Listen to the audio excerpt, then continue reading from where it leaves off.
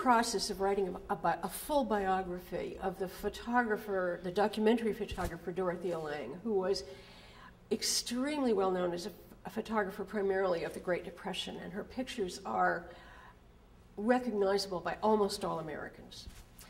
In the process, I learned that she had also been hired by the United States Army to photograph the internment of the Japanese during World War II. She was living in California, and she was already a government photographer. That made her the logical person to do it.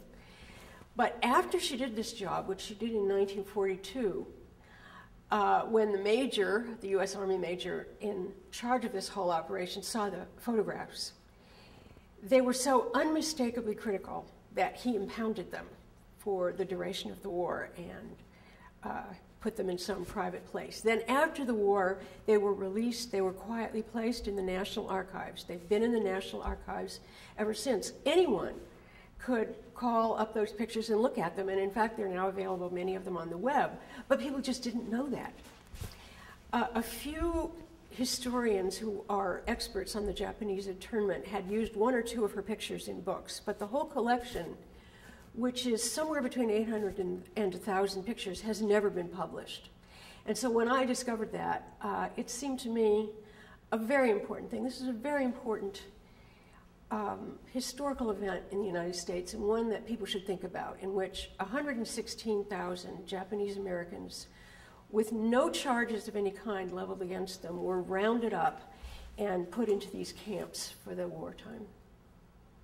The photographs are extraordinary, and we realized, when I say we, I should mention that I also involved Gary Okihiro, who is a professor at Columbia, in working on this book with me. And the way we did it is that I wrote an introductory essay about Lange, and he wrote an introductory essay about the Japanese internment, of which he's a great scholar.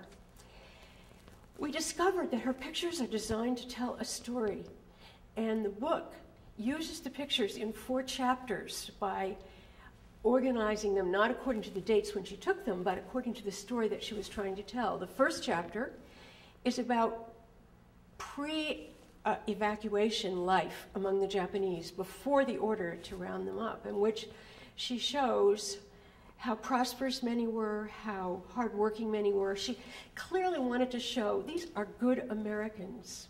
And you know, the vast majority of the people interned were in fact American citizens. That is, they had been born in the United States.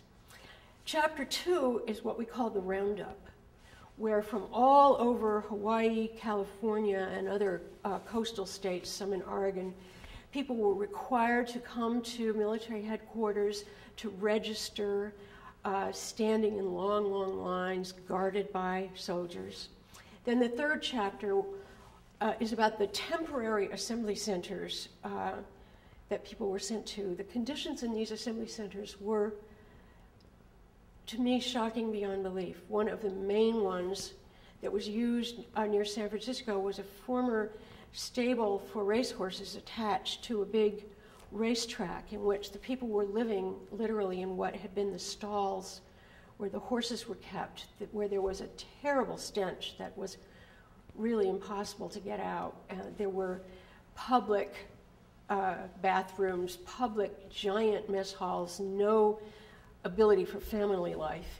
And then finally, the last chapter is about one of the 10 long-term internment centers, the one called Manzanar, which is in the east side of California in the Owens Valley, not far from Death Valley, a very remote area with very, very high temperatures in the summers, 120, 125, not at all unusual, but also, ironically, quite cold in the winter. And again, the facilities were only slightly better than they had been in the assembly centers. They were these long, wooden, uninsulated barracks, maximum 2 rooms for a whole family, communal bathrooms, communal eating. It's pretty devastating, but at the same time, Lange does something else that's very interesting. She was, by training, a portrait photographer, and that's how she earned her living. And she took a lot of very individualized portraits or group portraits of the people there because she did not want people to see these interned Japanese Americans as only victims. She also wanted you to see them as complicated human beings. She wanted you to see the tremendous amount of work they did to make their living quarters more habitable, the gardens they developed, the furniture they constructed out of scrap lumber, and so on. So it is not by any means only a depressing group of photographs. It also has something that's also characteristic of Lange, which is an almost spiritual quality.